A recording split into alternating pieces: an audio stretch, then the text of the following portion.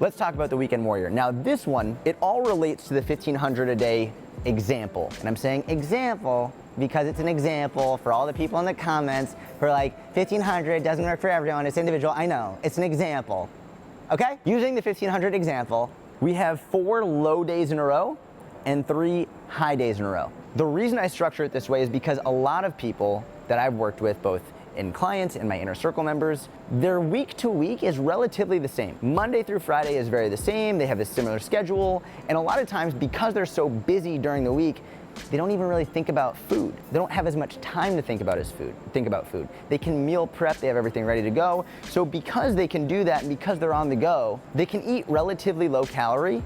Again, 1,200 is just an example. They can eat relatively low calorie without it being an issue. Then, during the weekend, when they're having family dinners and they're going out to eat, they want more leeway. And a lot of times we structure it like this because even if they're not meticulously tracking every calorie, they've saved up so many for the end of the week that they don't necessarily need to track as carefully because they've saved up. That being said, you still need to track, you still need to be aware.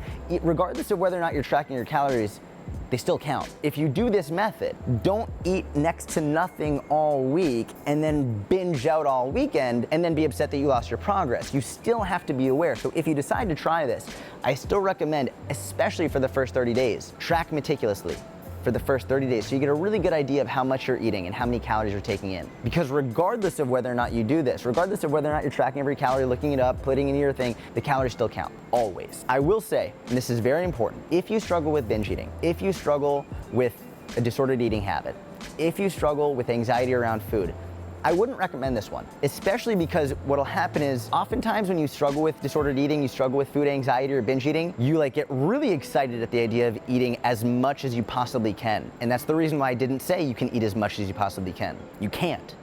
This isn't eat as much as you possibly can. This is strategically having a higher calorie day, 3 days a week, so you can eat more on those days and not worry about it on the other days. This is not a free-for-all, this is not a binge. But if you know that something is often triggered by having very, very low calories, don't do it. Go for the straight deficit or the alternate deficit. Don't even think about trying the 5-2, because I'm gonna go into that next.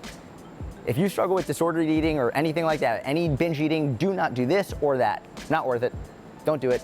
This is probably the best bet for you. This might also work as well as long as you don't take the low days too low, all right? So any questions on any of these so far, put them in the comments.